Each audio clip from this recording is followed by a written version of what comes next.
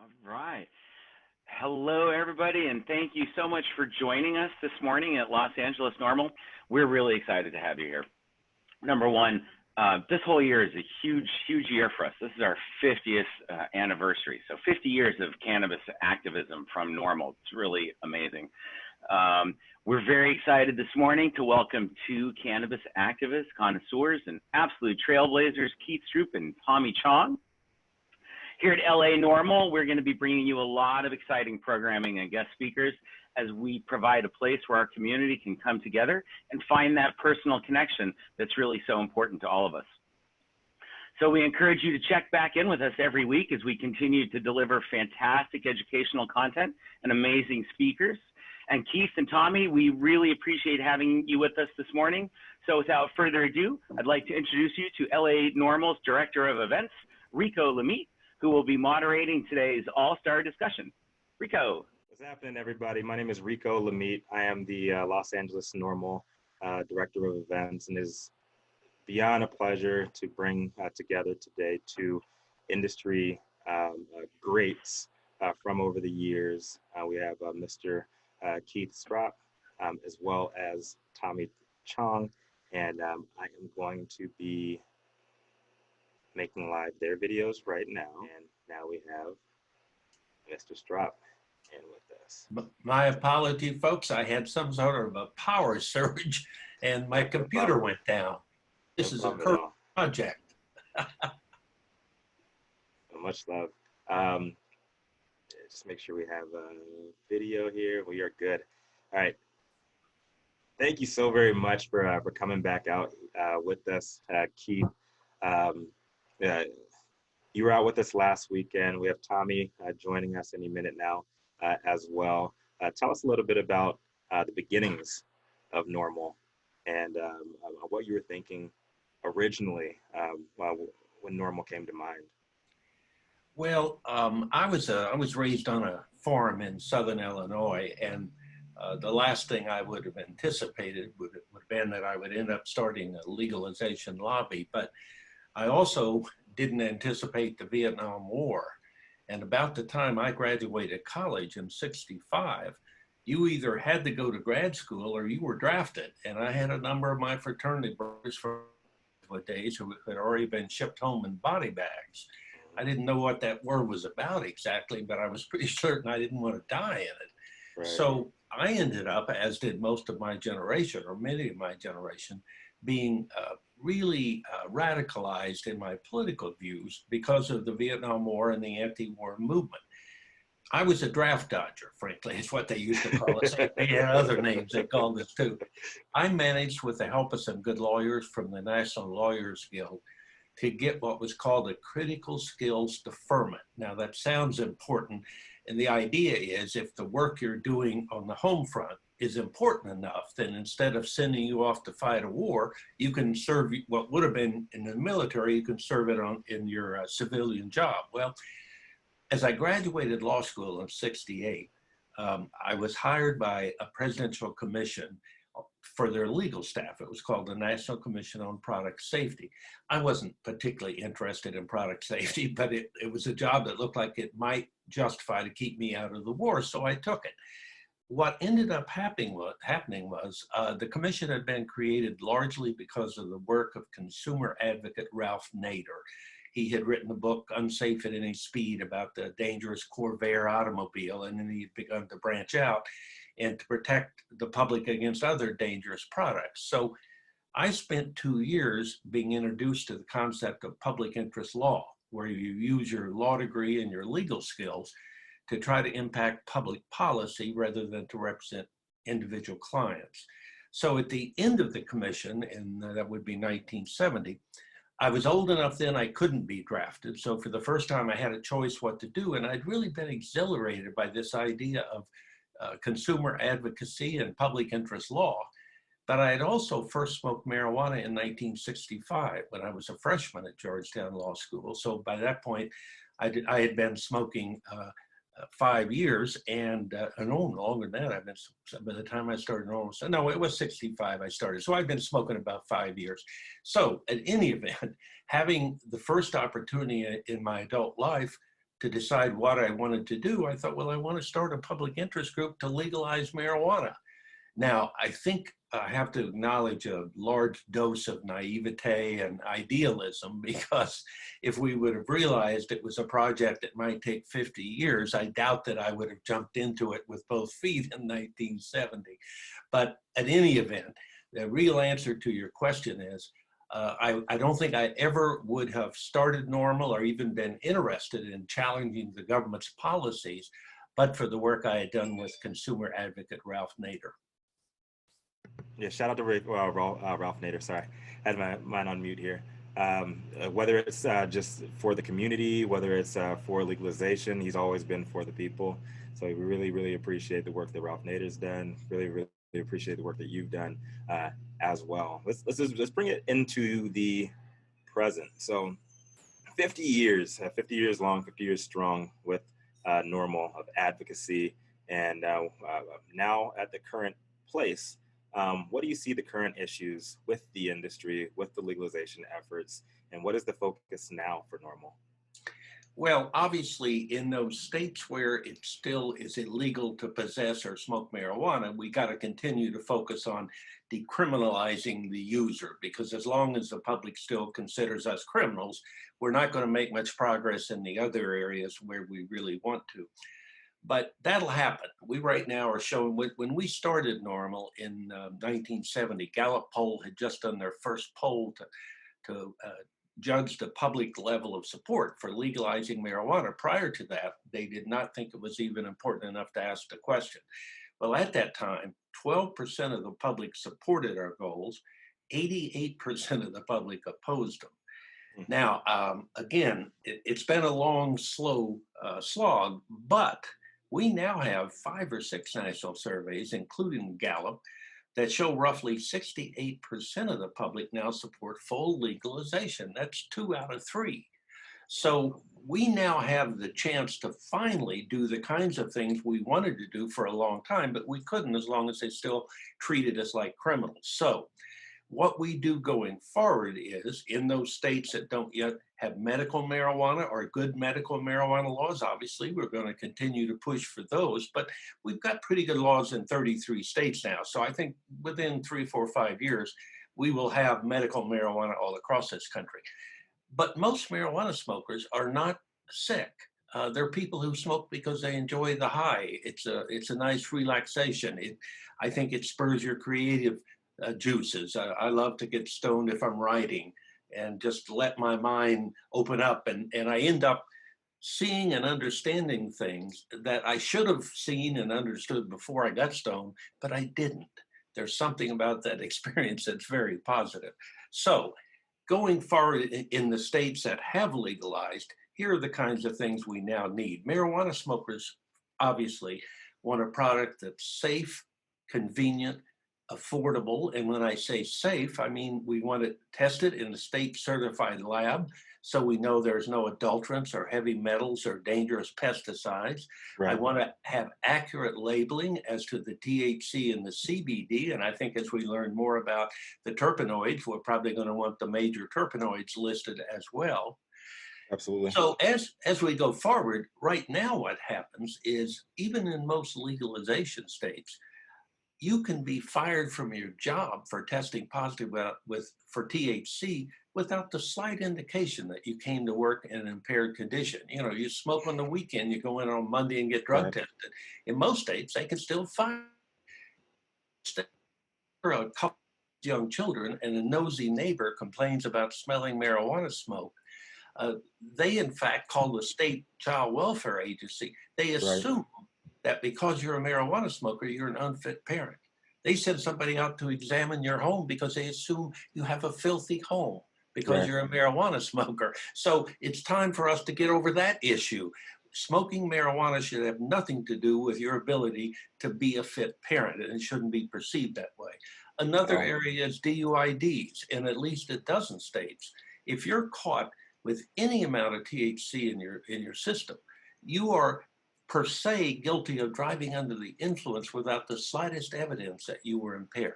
So And there are other areas like that as well. Our goal at Norml going forward is we want marijuana smokers treated fairly in all aspects of their lives.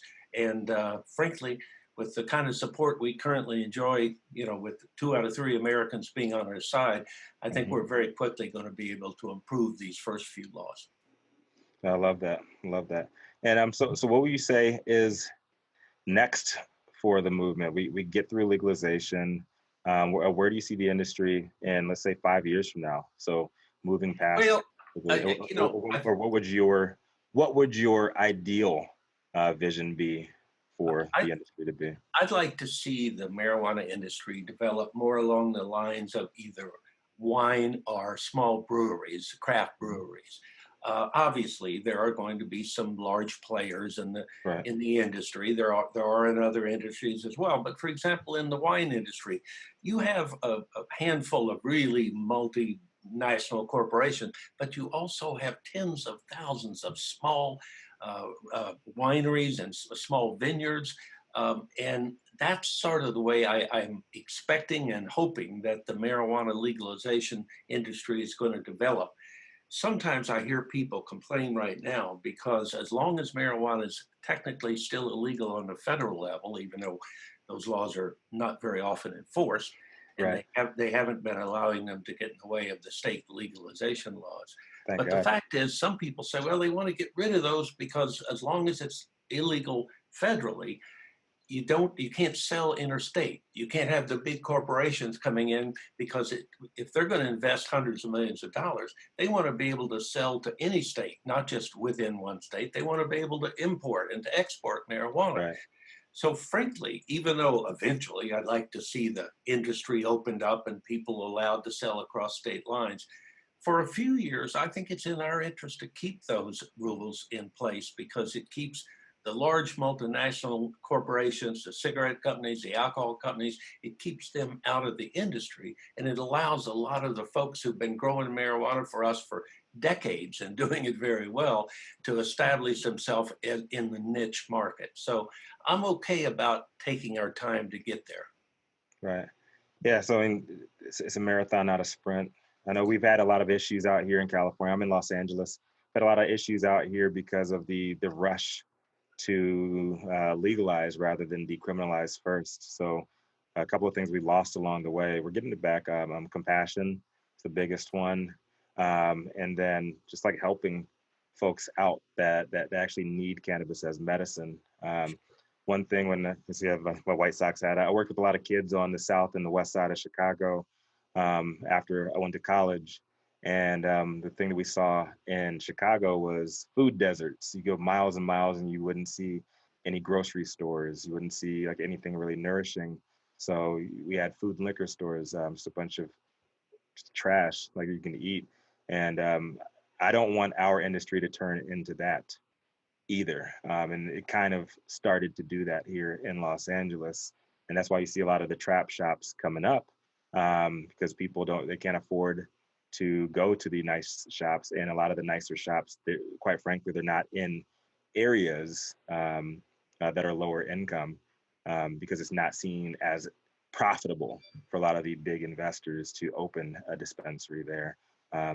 As I'm sure you know, in a number of states, including California and Illinois and Massachusetts, but I think a few others, they are now focusing on what is often called social equity provisions. And what that really means is that those minority communities that were most negatively impacted by prohibition, that we should be required to make sure that they are fairly represented in this newly legal industry.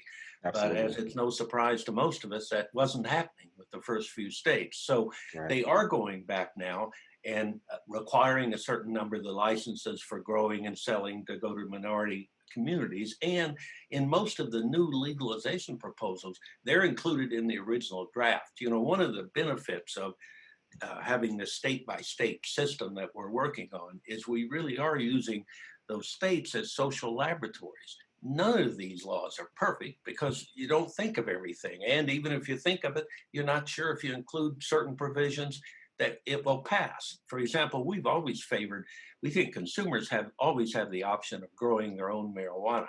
They should, but they don't. And in some of the early laws, Washington State in particular, they did not include home cultivation because the surveys were showing that if they included it, they weren't sure they could win. Now, they've been trying to go back ever since. That was in 2012. They've been trying to go back and get home cultivation. They're getting close to it, but they don't have it yet. And it's because some of the industry players, of course, they don't want consumers to have that option. Most marijuana smokers are not going to grow their own marijuana. It's not that simple to grow high quality marijuana, but I do think they certainly all ought to have that option if they want it. And if the marijuana is going to be too expensive, like in California right now, with all of the regulations that the licensed growers and distributors have to follow, it's very hard for the legal market to be competitive with the black market. So I saw one estimate just in the last few days that 2/3 of the marijuana sold in California may still be sold on the black market. Now, that's not terrible in the sense I've been smoking marijuana 55 years and I've been buying it on the black market. But the truth is, one of the advantages of legalization is to bring that market above ground.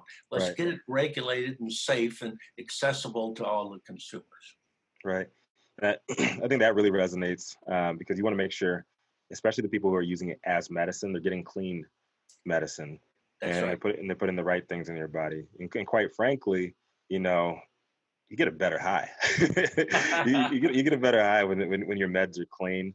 That's something that I didn't really realize coming from Chicago. So I've been in Los Angeles for 8 years now. My wife and I moved out here 8 years ago. And in Chicago, we smoked whatever was available. I didn't really know what good weed was, until I came out to California.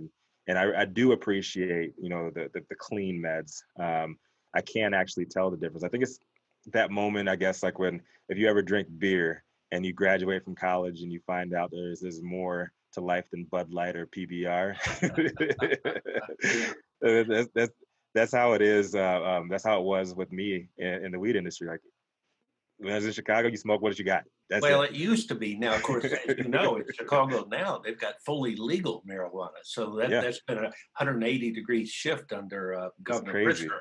Yeah. But there is no doubt about it that what we all want to do, we used to go to a dealer. I mean, for 40, 50 years of my life, I'd call up the dealer man and we'd all have one or two or three people that we kind of kept in touch with because sometimes they had nothing. Usually you would call up your dealer man, you'd say, you didn't ask for a special thing, you'd say, do you have anything? The answer was yes or no, and you would buy what they had. Right. Because on the black market, that's the way it is. Obviously, the advantage to the consumer of a legally regulated market is you have much more sophisticated choice of products, and they're all safe and they've been tested by a laboratory. 100%, 100%. I just got a flashback, man. I was on the streets for a little bit there. It was like the stuff that we got, man. Like 1 week would be excellent quality, like Bubba Kush, and then the next week it would just be straight dirt, sticks and stems.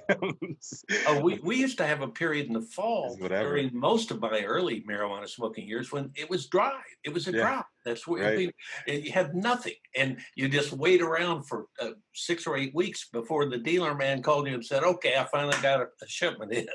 Right. There are no longer any droughts in America. And by the way, I think it's worth giving some credit. When I was first learning to smoke, American grown weed was considered dirt weed. Nobody wanted it. Nobody smoked it except college kids because they could buy it for $10 an ounce or something. But you couldn't get high from the stuff, or barely high from the stuff.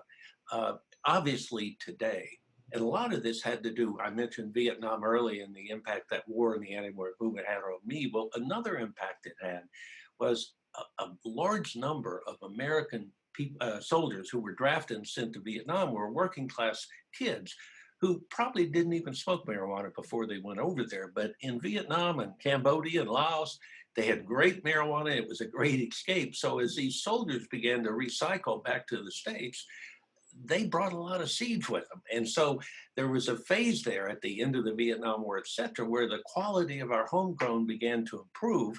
And in fact, today, without question, we grow the best quality marijuana in the world. It's better than you can get in Holland. It's better than you can get any place. So Right. I really want to give our black market growers credit that it was very risky business to be growing marijuana as a smoker. If I got arrested, I'd get my hand slapped and pay a fine and be on probation, but I didn't have to worry about spending 5 or 10 or 20 years in jail. For those commercial growers, they were taking a real chance that they might spend a significant part of their life behind Yeah. bars. So, but for them, none of us would be here. And I sometimes remind people, if we didn't have marijuana to smoke, we would not have a marijuana legalization movement. This is not totally conceptual. It is about personal freedom. And so we'd still be fighting for that. But if we didn't have marijuana to smoke, you would not have a viable marijuana legalization movement. Love that. So shout out to the legacy market, legacy game. Those are our soldiers on the front line.